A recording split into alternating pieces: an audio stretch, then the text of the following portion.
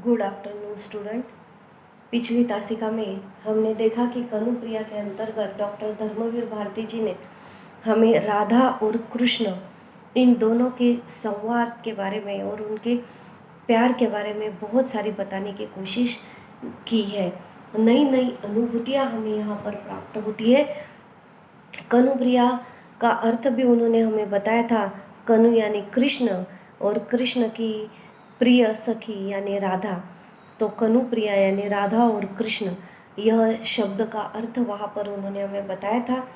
उसके साथ साथ उन्होंने बताया था, हमने देखा कि राधा और कृष्ण से महाभारत के युद्ध को लेकर बहुत सारे सवाल पूछती है, बहुत सारे प्रश्न करती है। महायुद्ध के अंतर्गत वह उन्हें पूछती है कि जय पराजय कैसा हुआ, कृष्ण की भूमिका वहाँ पर क्या थी, युद्ध का उद्देश्य क्या था, युद्ध की भयानकता कैसी थी और प्रचंड संहार। इन बातों से संबंधित राधा कृष्ण से बहुत प्रश्न पूछ रही थी। उन्हें उत्तर देने के लिए वह प्रवृत्त कर रही थी, प्रेरित कर रही थी।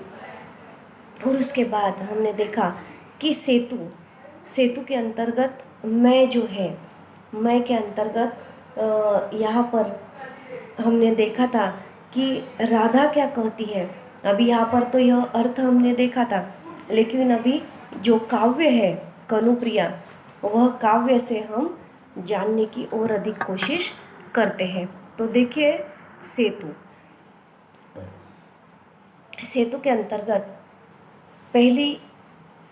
पहला पद है, वह देखिए, नीचे की घाटी से ऊपर के शिखर पर, नीचे की घाटी से ऊपर के शिखरों पर जिसको जाना था वह चला गया।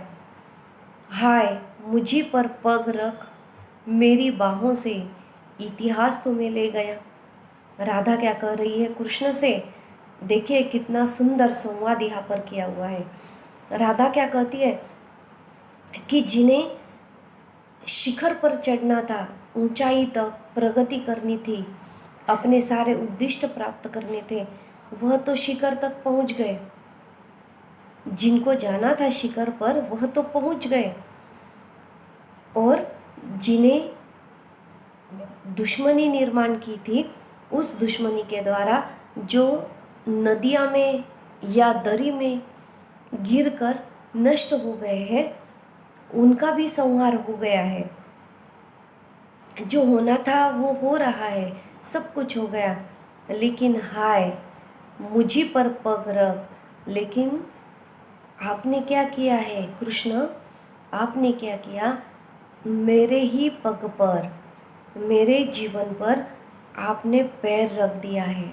पग रखो, मुझे पर तुमने पग रख दिया, दुर्लक्ष्य किया है। आप मुझे पूरी तरह से भूल गए हो। तुम मुझे भूल गए हो और मेरी बाहों से इतिहास तुम्हें ले गया, और तुम इस युद्ध भूमि पर जाने के कारण तुम मुझे पूरी तरह से भूल गए हो। तुम्हें इतिहास कुछ भी याद नहीं है। हम कैसे जीते थे, क्या करते थे, वह सब कुछ तुम आज भूल गए हो। यह राधा कृष्ण से कह रही है कि मैं जो थी उसे तुमने पूरी तरह से भुला दिया है। यही उसका अर्थ यहाँ पर हमें लेखक ने बताया है कि राधा कहती है, हे कान्हा, इतिहास की बदलती हुई करवट ने तुम्हें युद्ध का महानायक बना दिया है। तुम तो महान बन गए हो, तुम्हें युद्ध का सर्वश्रेष्ठ महानायक मान लिया गया है। लेकिन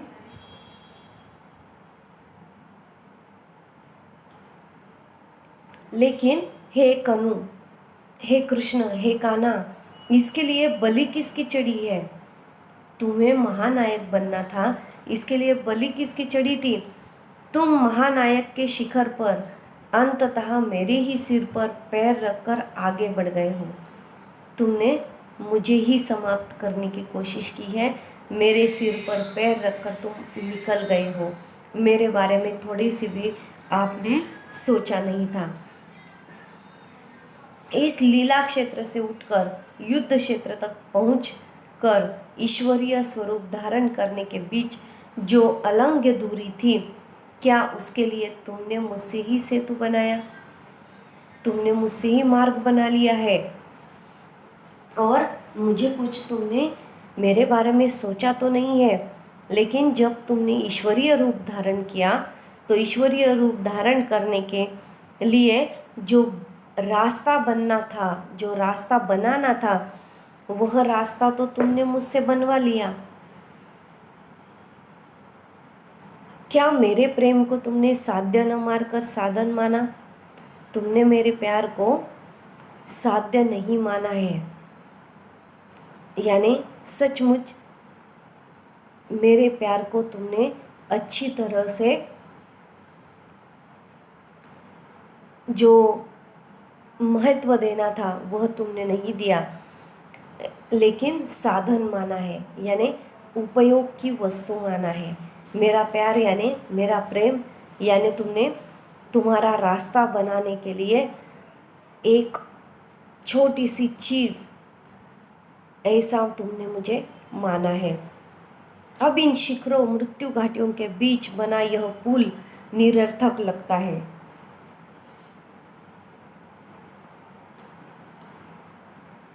कनु के बिना मेरा यह शरीर रूपी पुल निर्जीव है। हे कान्हा, तुम्हारे बिना मेरा यह शरीर जो है वह निर्जीव है, उसमें अभी जीव नहीं है, निरर्थक है और मेरा शरीर भी अभी निर्जीव बन गया है, कप कपाता सा रह गया, कांपता रहता है। अंततः जिसको जाना था वह तो मुझसे दूर चला गया। तुम्हें मुझसे दूर जाना ही था, तुम तो मुझसे दूर चले ही गए। ऐसी नटखट राधा अपने कन्हैया के बारे में शिकायत भी कर रही है और उन्हें समझाने की कोशिश कर रही है कि तुम मुझसे कितने दूर हो, कितने दूर चले गए हो। यह एक युद्ध के लिए यह राधा उन्हें स्पष्ट रूप से कृष्ण को बताने की कोशिश करती है। दूसरी इसमें देखिए, घाट से आते हुए कदम्ब के नीचे खड़े कनु को ध्यानमग्न देवता समझ प्रणाम करने, जिस राह से तू लौटती थी बावरी, आज उस राह से न लौट। क्या कहा है कवि ने इस पद के अंतर्गत? देखिए, कवि हमें यहाँ पर बता रहे हैं कि अमंगल छाया के सर्ग में राधा के दो रूप दिखाई देते हैं। घाट से आते हुए कदम्ब के नीचे खड़े हुए कनु को ध्यानमग्न देवता समझ लिया है। श्री कृष्ण ध्यानमग्न है, उन्हें वह प्रणाम करना चाहती है और वह प्रणाम करते हुए वहाँ से जब लौटती है तो राधा के दो रूप वहाँ पर दिखाई देते हैं। राधा के अवचेतन मन में बैठी राधा और चेतना अवस्था में स्थित राधा और कृष्ण, ऐसे दो रूप वहाँ पर दिखाई देते हैं। कौन से?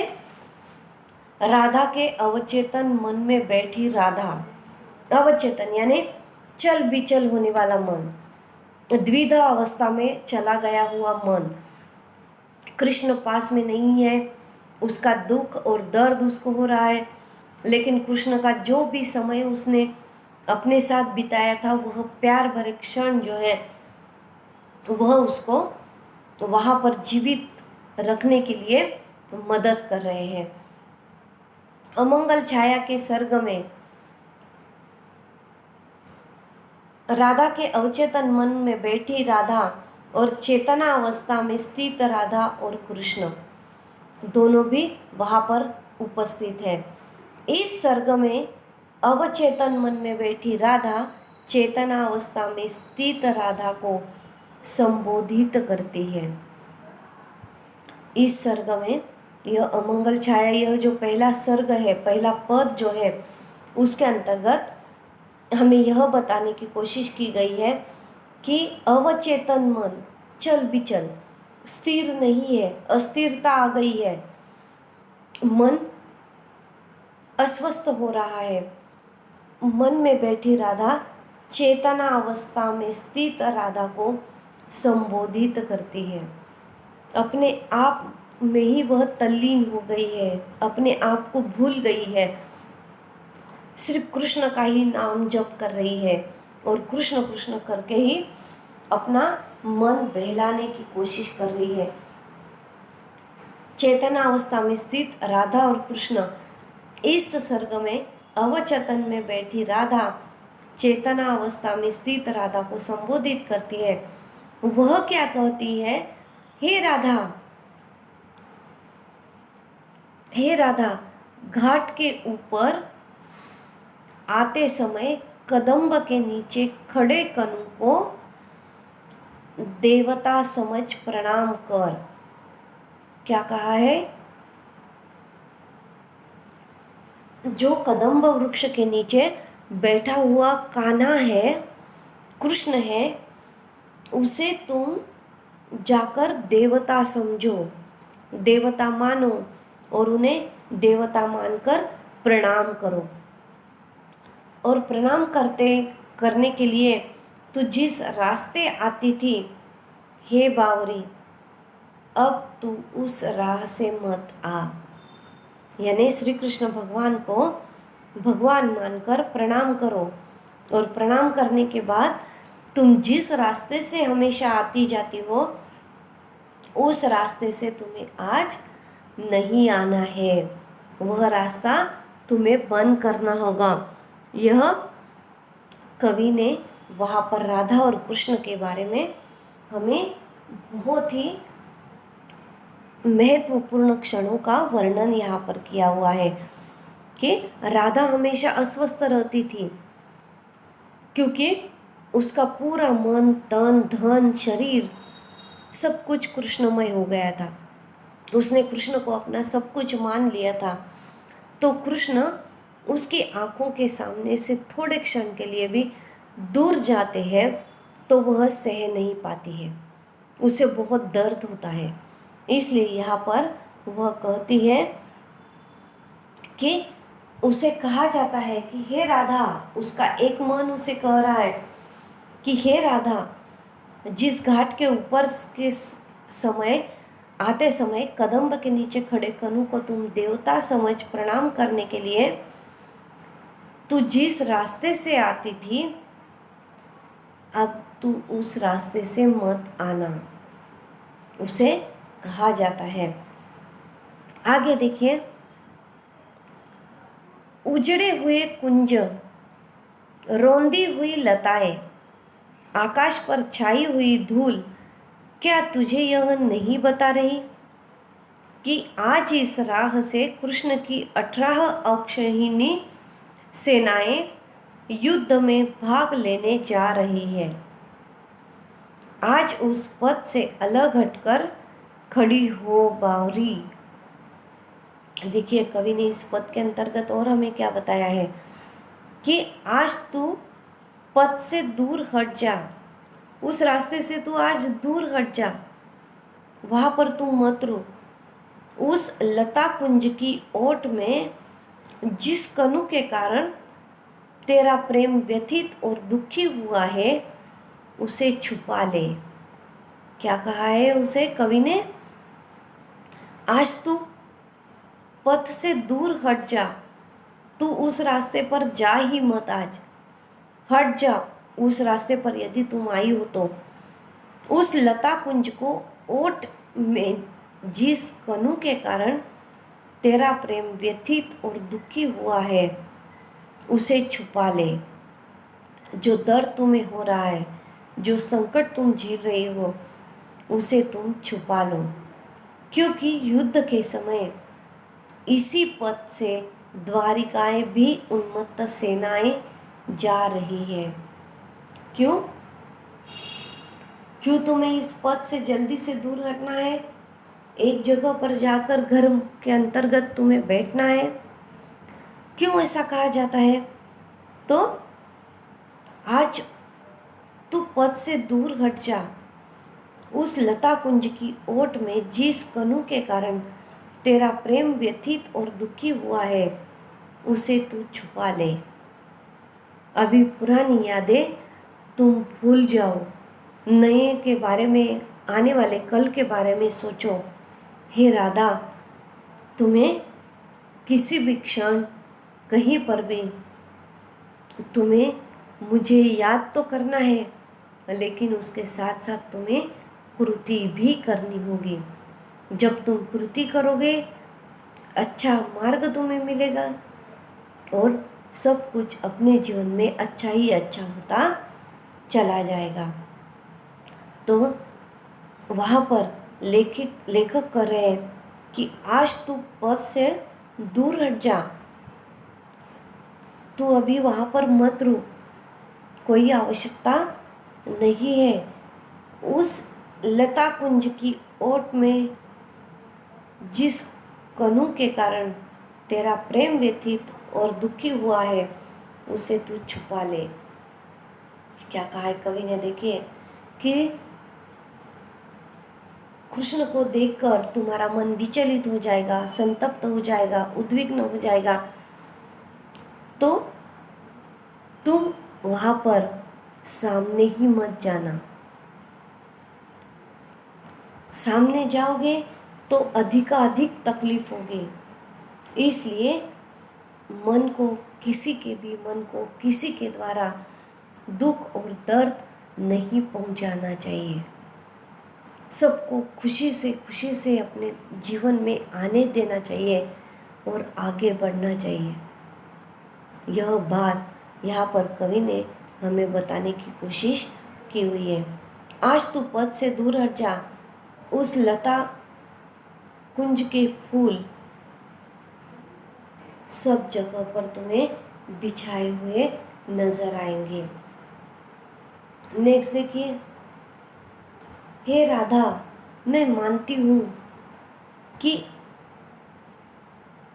कनु सबसे अधिक तू क्या है। तो अभी देखिए, राधा को कृष्ण की बहन बताने की कोशिश कर रही है कि आज तुम जो हो वह श्री कृष्ण और कान्हा के साथ साथ तुम रहते हो, लेकिन आज तुम्हें मैं कहती हूँ कि तुम इस पद से दूर हट जाओ। उस लता कुंज को और ओट में जिस कनु के कारण तेरा प्रेम व्यथित और दुखी हुआ था, उसे छुपा ले। दुख और दर्द हमेशा छुपा लेने चाहिए, उन्हें कभी भी सामने नहीं लाना चाहिए, न मुंह से न आंखों से। तभी जाकर यह सारा समाज जो है वह थोड़ा बहुत इन अच्छी बातों को स्वीकार करने के लिए तैयार हो जाएगा। आज तू पद से दूर हट जा, आज तू इस रास्ते से दूर हट जा और उस लता कुंज को ओट में जिस कनु के कारण तेरा प्रेम व्यथित और दुखी हुआ है, उसे क्षण छुपा ले, क्योंकि युद्ध के लिए इसी पद के दुखी लोग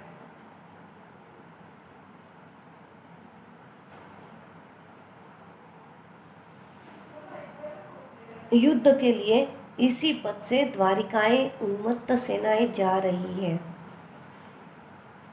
हे राधा, राधा का एक और उदाहरण आपको बताती हूँ कि यह अलंकार और रस के अंतर्गत आपने वह दोहा लिखा हुआ है, कहत नटत रिझत खिजत लज्जियात, भरे भवन में करत है नैनन सो ही बात।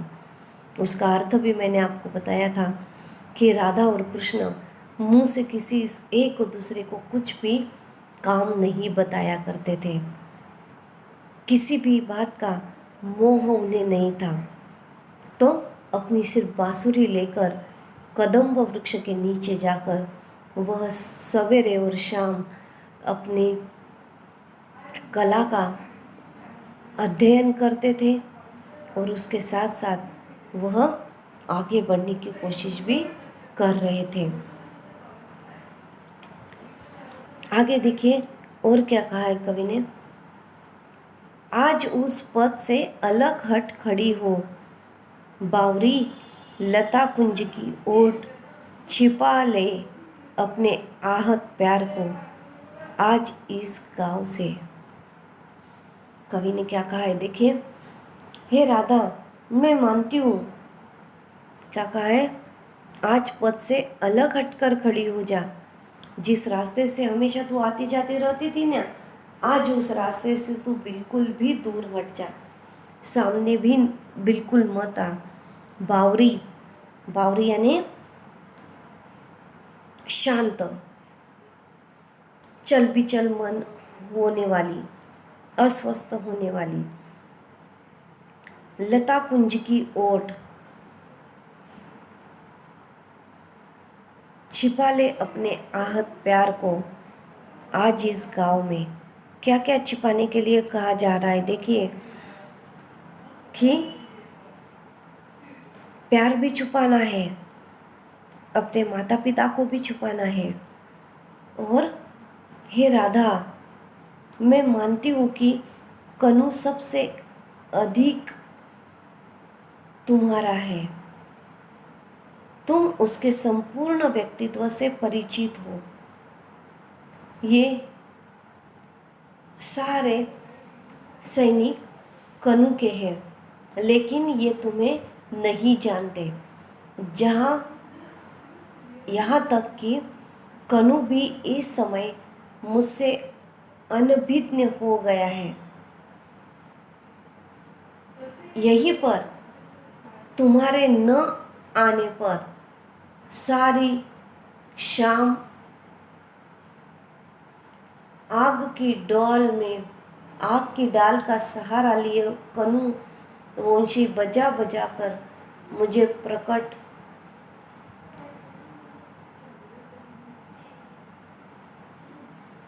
सारी शाम आम की डाल का सहारा लिए कनुवंशी बजा बजा कर तुम्हें पुकारा करते थे।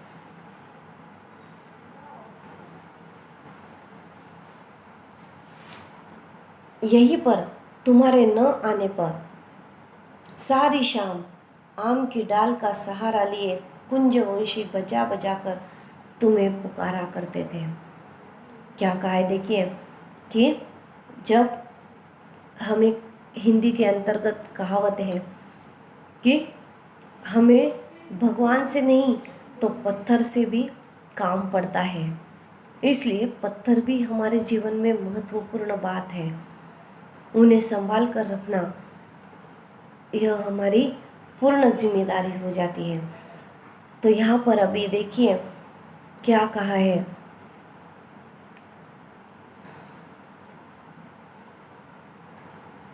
आज तू पद से दूर हट जा। दूर नहीं हटना है, काम करना है, सबके साथ मिलजुल कर रहना है। कुछ भी काम करने का बहाना नहीं बनाना है। आज तू पद से दूर हट जा। उस लता कुंज की ओट में जिस कनु के कारण तेरा प्रेम व्यथित और दुखी हुआ है, हे राधा, तुम्हारा जो मन अविचल है, चंचल है, अविकसित है, व्यथित है, बहुत सारी वेदनाएं हो रही है और दुखी हुआ है, उसे छुपा लो।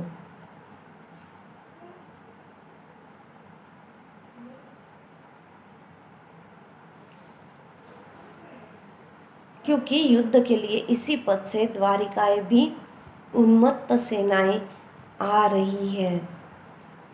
हे राधा, मैं मानती हूँ। अभी देखिए,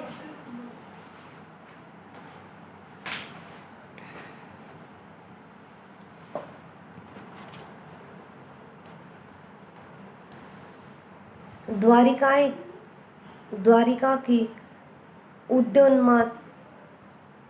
उद्योन्मत्त सेनाएं गुजर रही है। मान लिया कि कनु तेरा सर्वाधिक अपना है। मान लिया कि तू उसके रोम रोम में परिचित है। मान लिया कि ये अगणित सैनिक एक एक उसके हैं।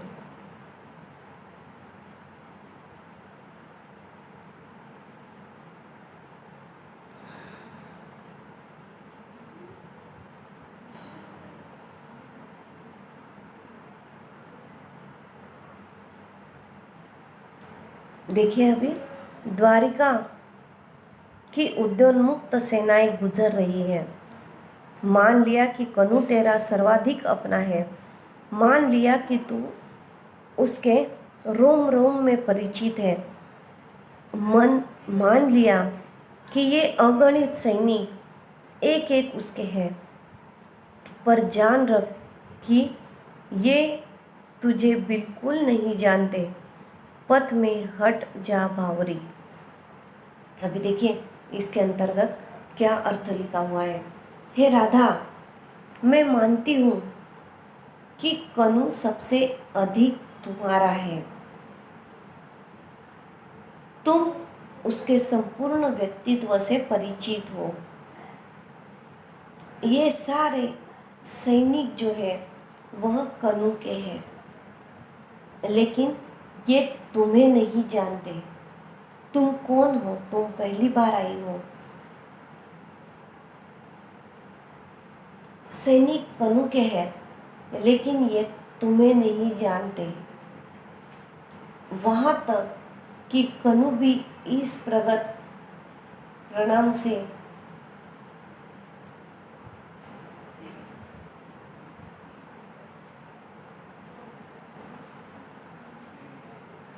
सैनिक कनु के हैं, लेकिन ये तुम्हें नहीं जानते।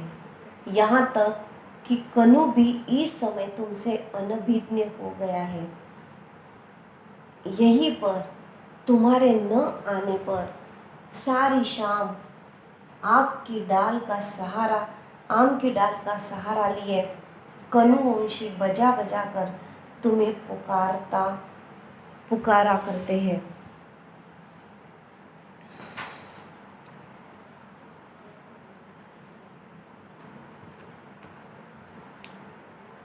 यह आम्र वृक्ष की डाल उनकी विशेष प्रिय थी। तेरे न आने पर सारी शाम इस पर टिक उन्होंने वंशी में बार बार तेरा नाम भरकर तुझे रेटा था। आज यह आम की डाल काट दी जाएगी।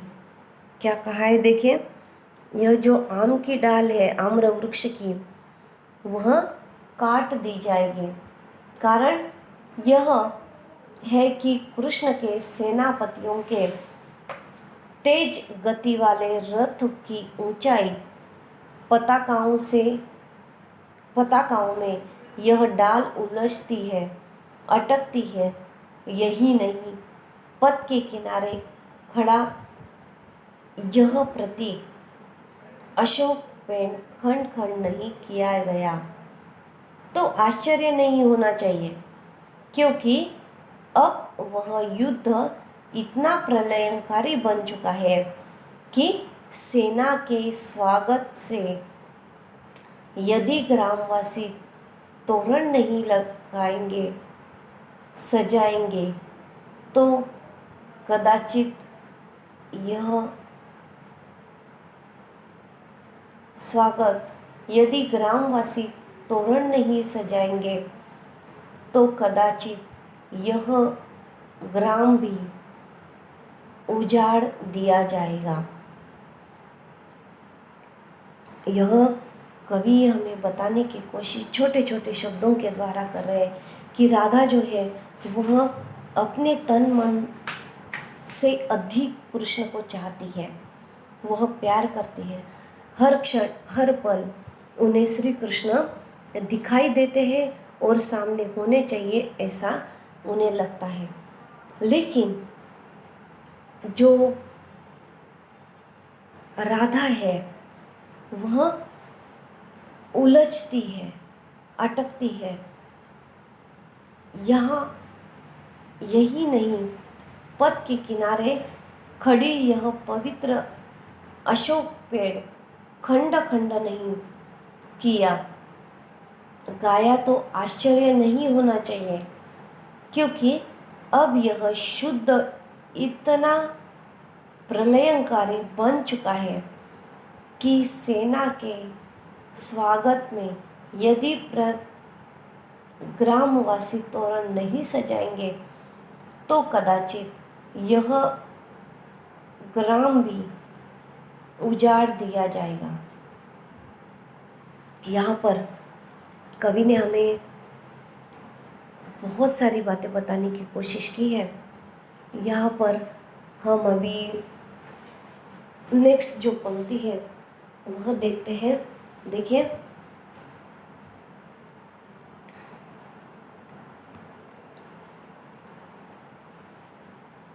आज यह आम की डाल सदा सदा के लिए काट दी जाएगी। कवि कह रहे हैं कि जिस आम के पेड़ को तुम खाया करते थे, आज कदाचित उसे सदा सदा के लिए उन्हें उन पेड़ों को, आम के पेड़ों को काट दिया जाएगा, क्योंकि कृष्ण के सेनापतियों के वायु वेगगामी रथों की गगनचुंबी ध्वजाओं में यह नीची डाल अटकती है और यह पथ के किनारे खड़ा छायादार पवन, यह पथ के किनारे खड़ा छायादार पावन अशोक वृक्ष आज खंड खंड हो गया तो क्या दिया जाएगा? तो क्या यदि ग्रामवासी सेनाओं के स्वागत में तोरण नहीं सजाएंगे तो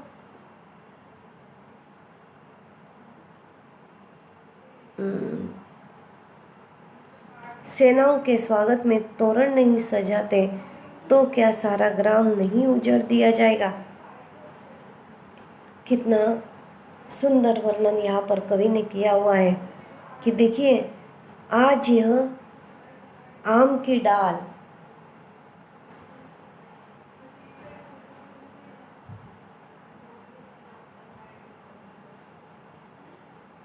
हे कनुप्रिया, कनु के साथ तुमने व्यतीत किए हुए तन्मयता के गहरे क्षणों को कनु भूल चुके हैं। इस समय कृष्ण को केवल अपना वर्तमान अस्तित्व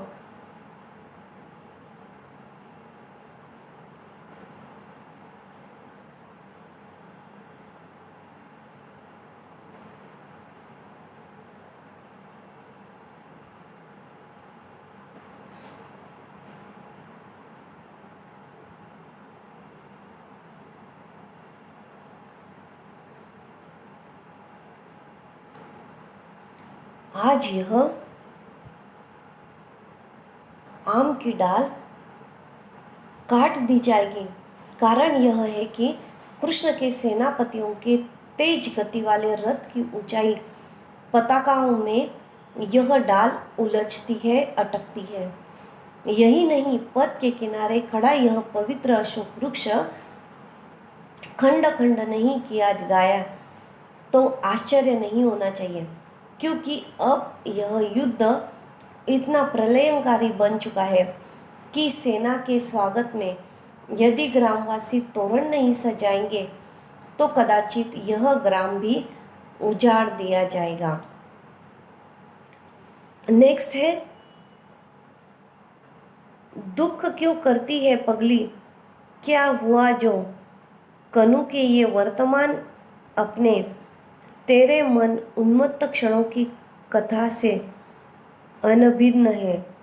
उदास क्यों होती है ना समझ कि इस भीड़ भाड़ में तू और तेरा परिवार निरंतर नितांत अपरिचित। हे कनुप्रिया, कनु के साथ तुमने व्यतीत किए हुए तन्मयता के गहरे क्षणों को कनु भूल चुके हैं। इस समय कृष्ण को केवल अपना वर्तमान काल अर्थात महाभारत का निर्णायक युद्ध ही